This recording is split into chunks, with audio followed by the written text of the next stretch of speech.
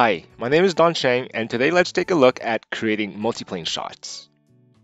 We'll look at multi-track up and backs, Michaku track up and backs, Michaku pens, Michaku multis, and Michaku multi follows.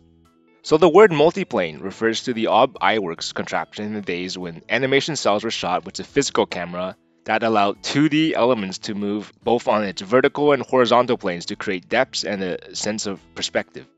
In the digital age, we still continue to use those concepts.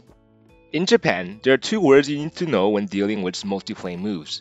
Maruchi, or multi, which literally means multiplane, generally refers to the vertical movement of scene elements to create perspective. And then there is michaku, which refers to the multiplane effect in a shot when the scene elements only move on the horizontal plane. First, I would like to create a maruchi track up or multi track up. Continuing from the last part of this tutorial series, we have this shot which is a digital track up of our character on cell A.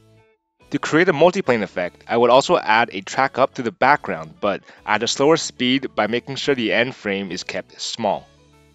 I will label the track up as C to D, as the A and B letters are already in use by the digital track up. In the timesheet, I will add the track up to the memo, as well as to the diagram in the camera work column. Now when tracking up, this cut looks more three-dimensional thanks to the faking of the perspective from the multiplane camera move. Somewhat similar to the multi-track up is the Michaku track up. In this cut, we have a mountain range sandwiched between two cliff faces. I want the camera to fly through the cliffs and dolly up on the mountain while the cliffs part away. Everything is split into books so that we can move them individually. There is a frame for the track up labeled with A and B, and the book elements will be moved using slides. I have labeled how much each book level slides and the direction of the slide. The elements in the foreground will move faster than the elements in the background. The slides are labeled with Japanese katakana. Refer back to the first part of the tutorial on slides if you haven't seen it already. In our timesheet memo area, write track up A to B, and then some information for each individual book slides, including the starting and end point of each move.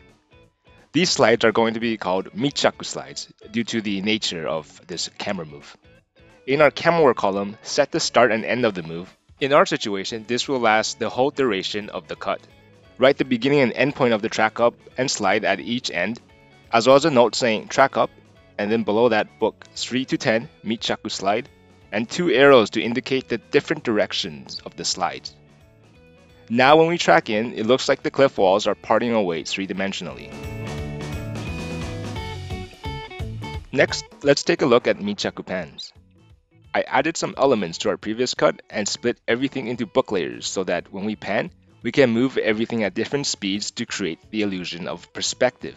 While I'm only moving book elements, obviously this as well as all multiplane moves can also be done with cell layers as well.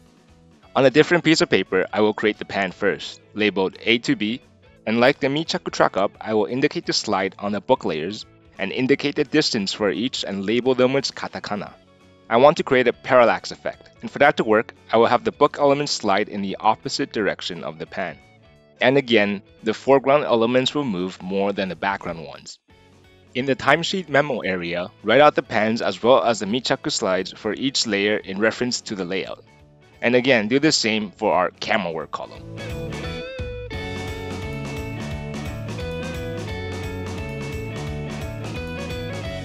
When there is a combination of a Michaku and a multi move, it becomes a Michaku maruchi or Michaku multi.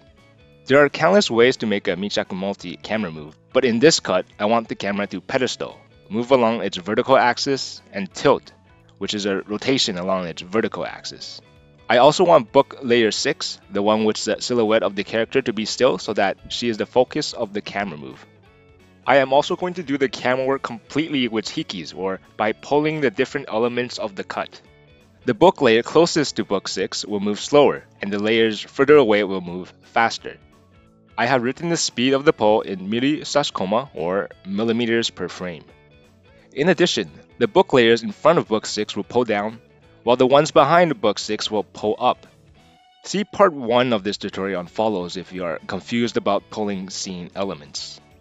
The timesheet is written differently depending on the different camera work that is being used But in our case, when we're just doing BG and book kikis or pose, we would write Michaku multi in the memo area and write out the speed and direction that each BG or book element is pulled at, encompassed by a curly bracket. In the camera work column, we have our standard camera work diagram, as well as a note saying Michaku multi, the element being pulled in the upward direction, as well as a direction arrow, and then the same thing for the elements being pulled in the downward direction. This is just one example of a Michaku multi, but there are countless combinations of different camera moves you can make. Go experiment.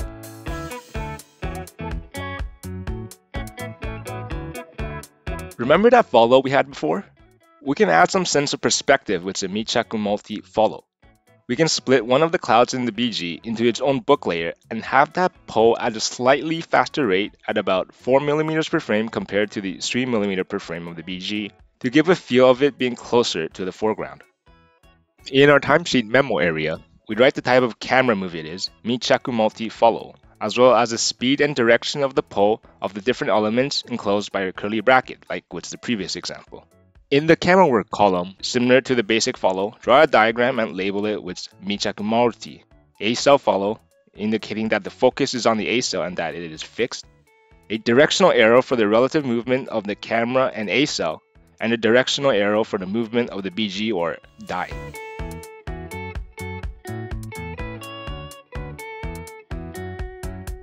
And that concludes the multiplane part of this tutorial. There are many ways to create multiplane camera moves, so go and experiment by yourselves. Anyways, thanks for watching. Follow me on Twitter and support me on Patreon if you would like. See you when I see you.